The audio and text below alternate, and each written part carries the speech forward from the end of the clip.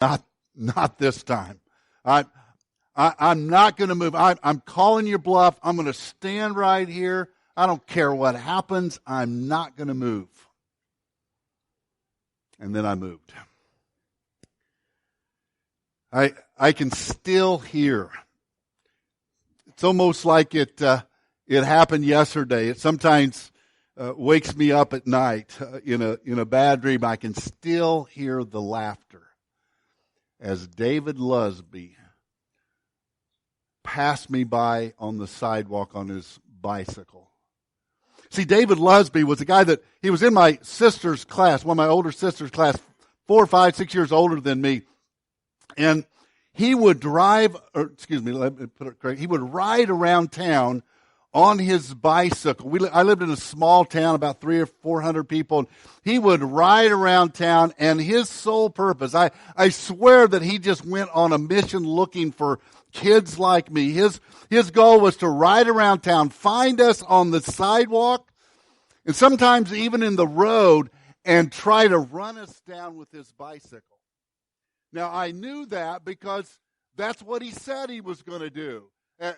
When he saw us from a distance, he would start laughing. His eyes would get really big. And this devious, devilish, nasty smile, grin would come across his face. And he would say, "You better get out of my way or I'm going to run you over."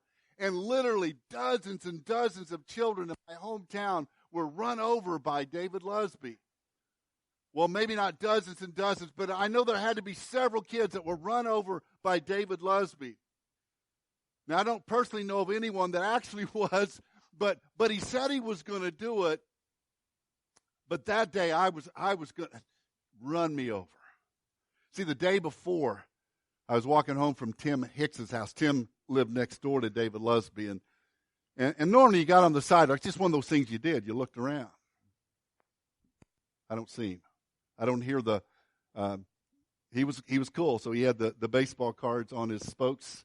So you'd hear him coming, and I didn't hear him coming. And I started walking, and I don't know if he was hiding behind a tree or laying in a ditch, but next thing I knew, I heard that, and I looked behind me, and here he comes, and I barely escaped my life. And that's when I decided I'm no more. I've had enough. I'm not going to move. But I did.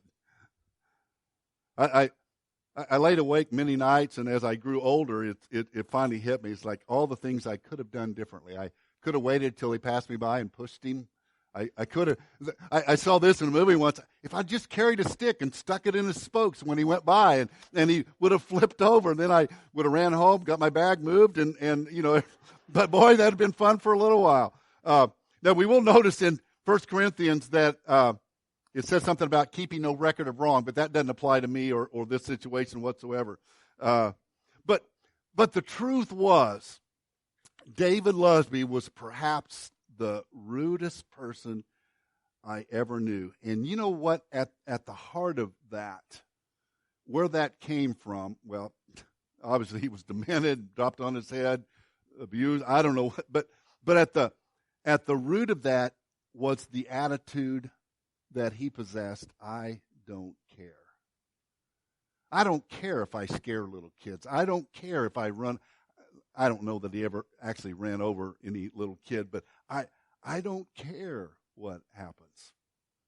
In 1 Corinthians chapter 13, as we continue on, Paul says in verse 5, he says this, love is not rude. Now, some of you I know are maybe right now thinking, nailed it. We've been talking about some pretty tough stuff. Love is patient. Golly, I don't hit that one very good. Love is kind. I really need to work on that. But now you're thinking, love is not rude. Well, I've got that one because I don't run over anyone with my bicycle. Never did. I don't even run over them with my car. I mean, that's just not who I am. I've nailed this. That patient, kind stuff is hard, but I got this one. But if that's what you're thinking, you're missing the point, because while running over someone with their bike is rude, that's not the point that we're looking at. It's not really the point I wanted you to get. It's not the point that Paul says here. What does apply to us is this attitude of I don't care. Now, when I look out over the crowd here this morning, I don't see anyone that I fear would run me over with a bicycle. But maybe sometimes some of us would run someone over with our words and then say, I don't care. Or run someone over with our actions and then think, I don't mind. Or run someone over with our inaction and not really be bothered by that. Or run someone over with our thought or with our attitude or with our refusal to see them and then not really care. So what Paul is talking about in chapter 13, verse 5 here when he says to us, love is not rude. Seems to be obvious, but maybe it's a little bit more deep than that. The King James Version, you may have a different version this morning, and a lot of them say exactly that. Love is not rude. The King James Version says, doth not behave unseemly. I kind of like that. That kind of is a broader way of looking at it. The Living Bible, the old Living Bible says, never haughty or selfish or rude. If you have a newer version of the NIV, it says, it does not dishonor. So here in chapter 13, after pointing out some of the positive attributes of love, love is patient, love is kind, Paul kind of switches gears here a little bit and begins to list a few things that love is not. So he begins to describe love and how we're to put it into our life, what it's supposed to look like. But he does it from the opposite angle. He does it by telling us some things that aren't compatible with love. In fact, he started in verse 4. At the end of verse 4, he says, love does not envy, it does not boast, it is not proud. Verse 5 continues, it is not rude, it is not self-seeking, it is not easily angered, it keeps no record of wrong. Verse 6, love does not delight in evil. So Paul switches gears and begins to describe what love is not for us. Now, if I were to describe for you someone, if I said, hey, I want you to go to town and there you're going to meet someone, let me describe them for you. Probably what I would do is tell you what they look like. I would probably say, well, Adam, would you stand up for just a second? I would say they're tall and they're thin and they have a full head of hair and they look nothing like Adam. No, I'm just kidding. You can sit down now. I will pay for that at some point. Adam will get even with me, I'm sure. But we might describe them. They look this way. They're dressed this way. We would say they have a big smile or a blonde hair, whatever it might be. But if I only told you things that they were not, you would still get an idea of what they were. If I said, well, they're not tall, well, what would you think? They're short. If I said, if I said they're not very good looking, you would think they're. I was afraid someone might say a name there, so good. I bypass that one. You'd think, okay, well, they're kind of ugly. If I said, well, she's not very loud, you think, oh, she's very quiet and timid. If she's not quiet, you would say, oh, she must be a talker. She's loud. If he's not thin, you would think, well, he must be a little bit portly. If I said he's not a KU fan, then you would say, well, he must be smart. I know you guys think that. Actually, around here, what that means, he must be a KSU fan, must be a K-State fan if he's not a KSU or a KU fan. What Paul is pointing out here is that there are some things when we have the love of Jesus that are not compatible with that love.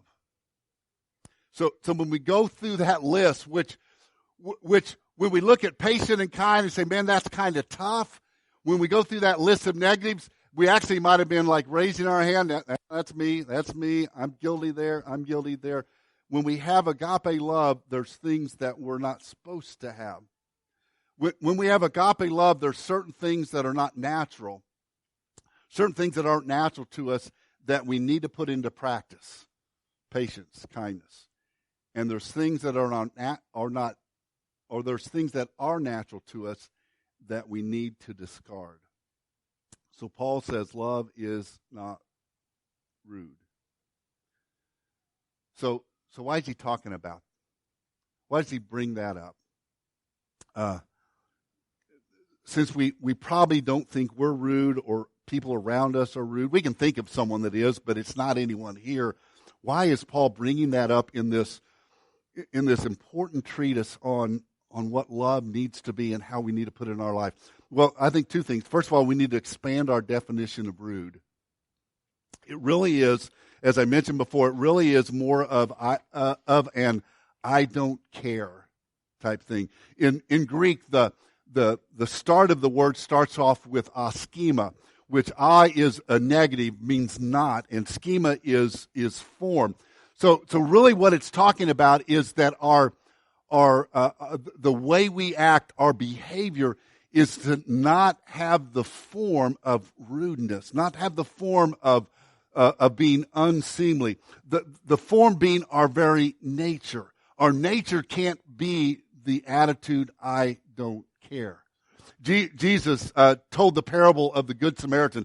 I won't read it. I won't go and take the time to do that. But we know that story. We know the theme of that story. And there really is two points that Jesus is making from that parable. One of them's the obvious one. That's the one that we take and run with, and that's probably the most important one. And that is that we need to be like the Good Samaritan. He picked the Samaritan because Samaritan was looked down on, but we need to be like the Samaritan who didn't care about himself, didn't care that people looked down on him. He reached down and helped a guy that was hurt, took him somewhere and took care of it and paid for it and made sure that he was taken care of. That's really what we learned from that. But he also, there's a second point that we catch from that, and it's what the religious leaders did, or in this case, didn't do. It's what the ones who should have realized that this guy was hurting. It's the ones that knew what Scripture said to do when they found someone that needed care. It was the religious leaders who saw the guy hurting and said, I don't care. I don't care. We also need then, obviously, to expand our application. So let's look, and we're actually just going to buzz through this next part. We're not take too much time to go through this, and we'll just let you take the applications where you want to. There's no room for rudeness. For the church, he's talking to us that we shouldn't be rude. There's no room for rudeness because of people. Let me say that there's no room for rudeness because of people. It would be easy to show the love of Jesus. It would be easy to show the love of Jesus if we didn't have to deal with people. Wouldn't it be easy to love like Jesus if we never had to deal with weird people and other rude people and obnoxious people and bullheaded people, and you just add to the list what you want there? Wouldn't it be great? Couldn't we love just like Jesus if we didn't have to deal with people? It would have been easy for Jesus to love like Jesus if he hadn't had to deal with people. Now take this application and take it as broad. In fact, you should take it as broad as you could. But wouldn't it have been easier for Jesus to show agape love if he hadn't had to deal with Pharisees that took every word that he said and tried to twist it and turn it, who never looked at what Jesus did? They never looked at the heart of what he had to say. They never looked at the fruit that he was producing. All they did was try to undercut and undermine everything. Wouldn't it have been easier if Jesus had never had to deal with Pharisees? Wouldn't it have been easier if Jesus hadn't had to deal with followers that just didn't get it, followers that kept messing up, followers that would hear one thing and apply it a whole opposite way, that would hear him talk about loving children and then rebuke children, would hear him talk about serving one another, then talk about next thing they would say, who's going to be great? Wouldn't it have been easier to love like Jesus if he never had to deal with people like that? Wouldn't it have been easier for Jesus to love with an agape love if he never had to deal with crowds that mocked him, spat upon him, and crucified him? Yeah.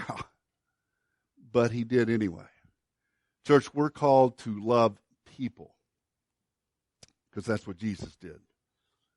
So there's no room for rudeness because of people, because we're called We're called to impact people. I've found here in recent weeks, I've found myself going back to the book of 1 John several times. I'm going to quote a couple verses there, or look at a couple verses there again. 1 John chapter 2, verse 6 says, whoever claims to live in him must walk as Jesus did. In 1 John chapter 3, starting with verse 16, it says, this is how we know what love is. I know I read this last week. Jesus laid his life down for us, and we ought to lay down our lives for our brothers. Excuse me. If anyone has material possessions and sees his brother in need but has no pity for him, how can the love of God be in him? Dear children, let us not love with words or tongue, but with actions and in truth. And we studied this a while back in our study in James. James chapter 2, verse 14. What good is it, my brothers, if a man claims to have faith but has no deeds? Can such faith save him?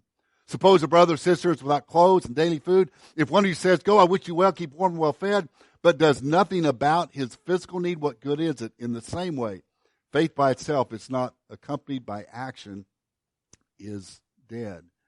We have to impact people.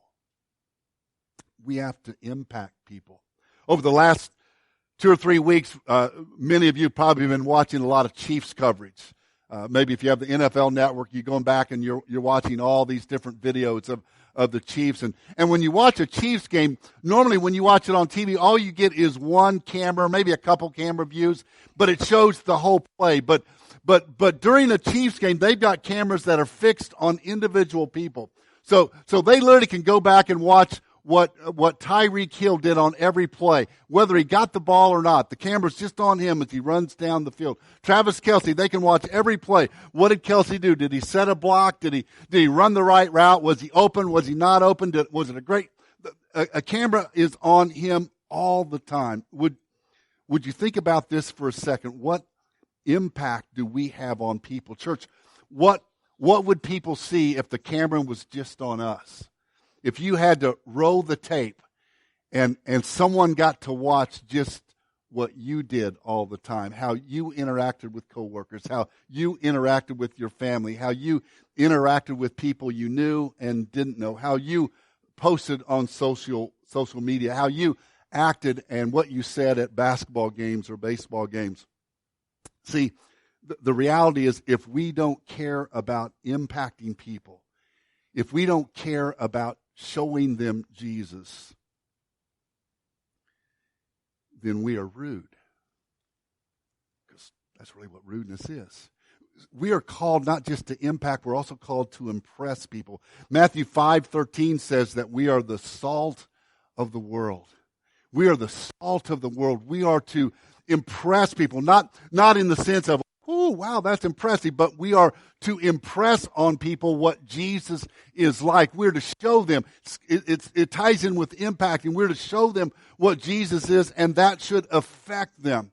When I was in college, we would sit at the dining hall, and sometimes there might be one or two of us there, and we would notice a friend come down the hill and walk into the cafeteria. And more than once, I'm sad to tell you that some of my friends did this because I would have never done it myself. But some of my friends would do this. As that person walked down the hill, we know, hey, once they get their food, they're going to come sit at our table.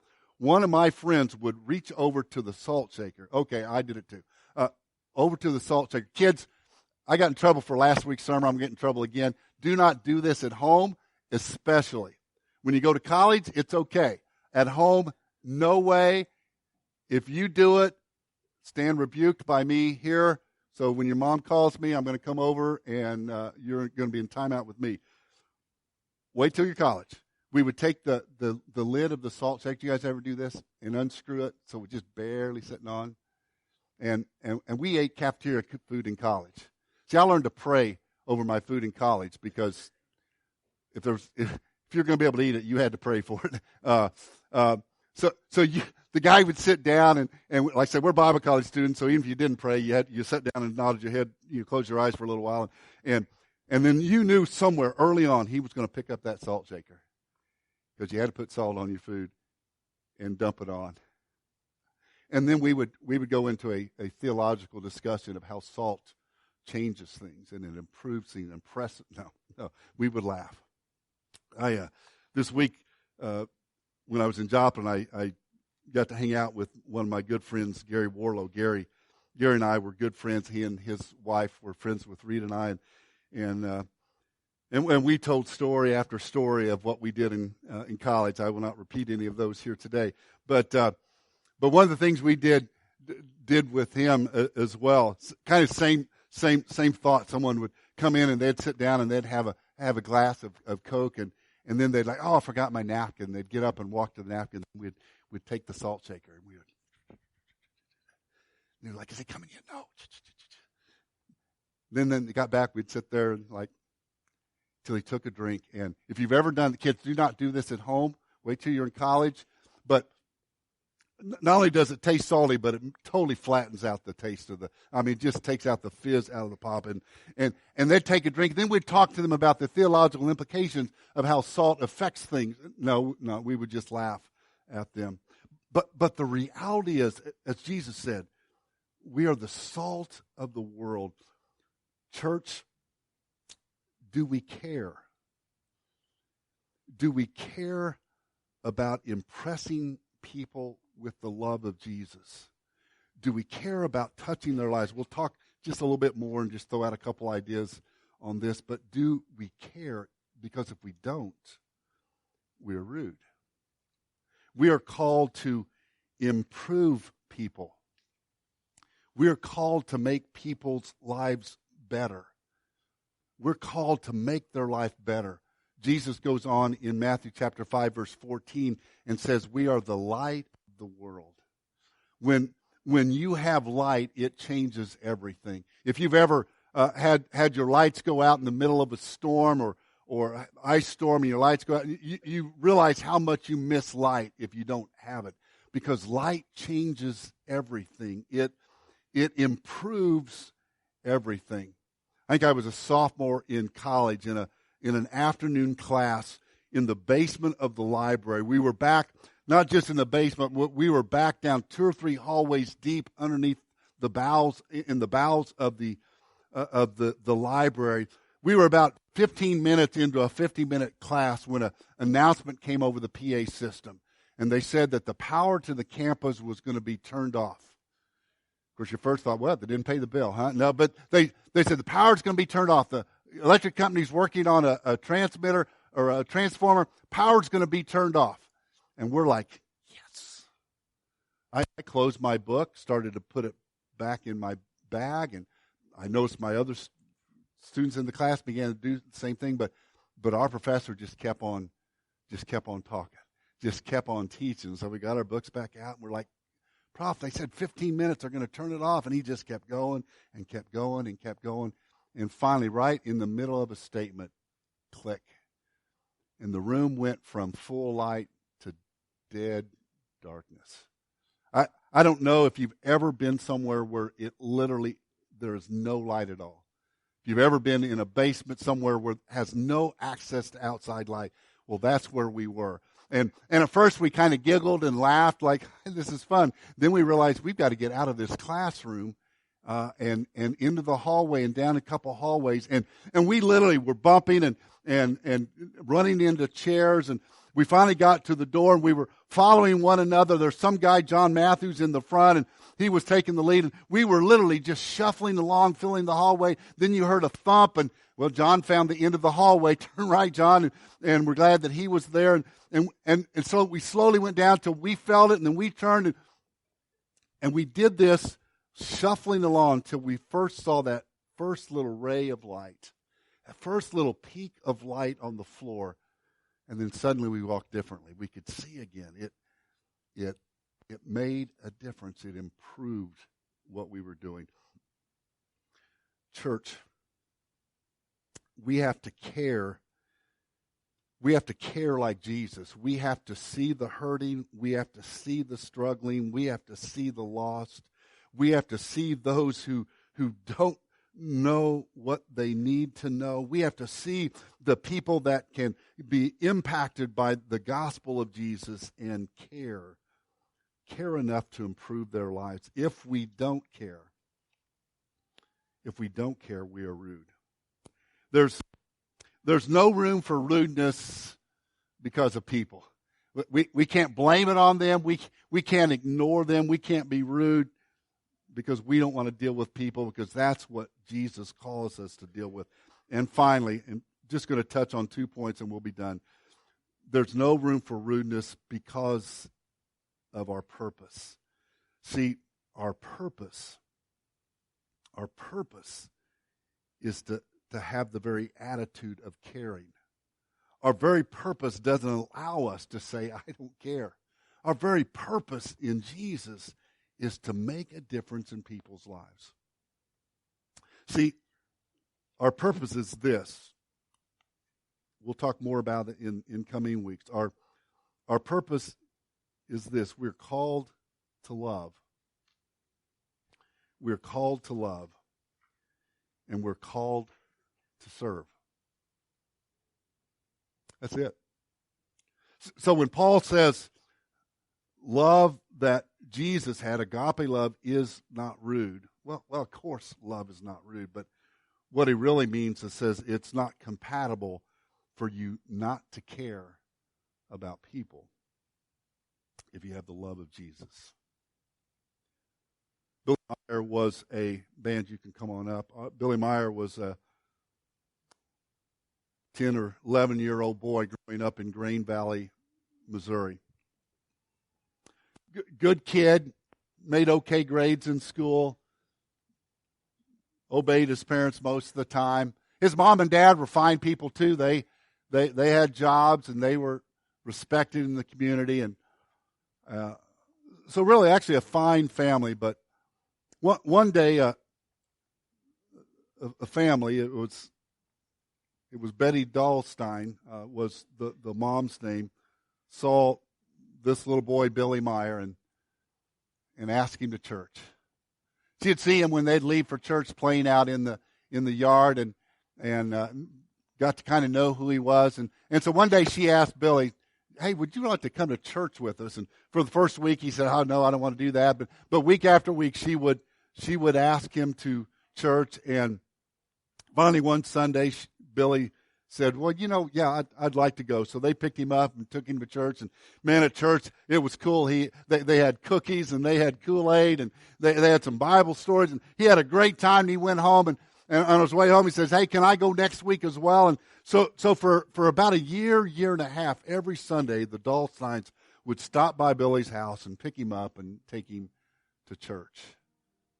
One Sunday, after they'd been doing it for almost 2 years, Billy's mom showed up at church. She didn't come for Sunday school, but she showed up at church. Boy, he was excited because he had been asking Mom to come over and over again, but she had no use for church. And then about 6 months later, one Sunday, Billy's mom and dad both showed up with him at church.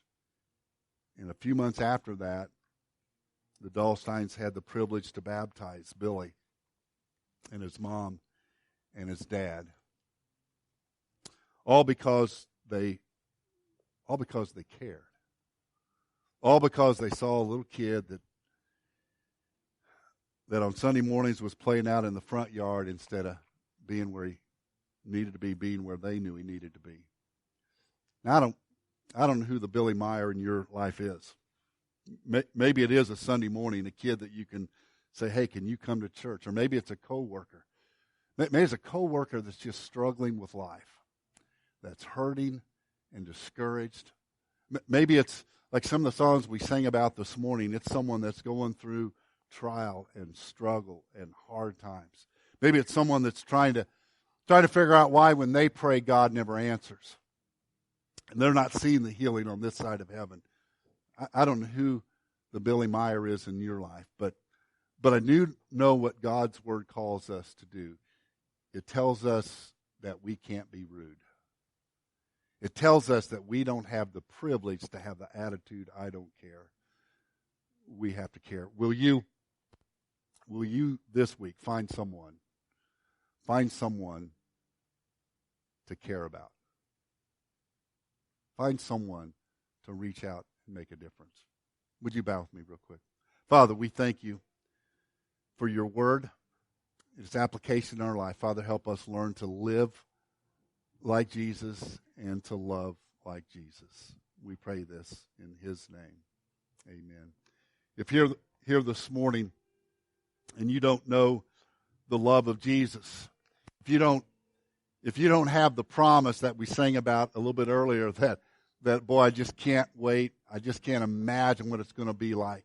If you don't have the assurity that when your time comes or when Jesus comes, that you're going to be in heaven and you're going to fall at his feet. If you don't have that assurity, we'd invite you to come this morning so that you can know how to be saved. Would you stand as we sing?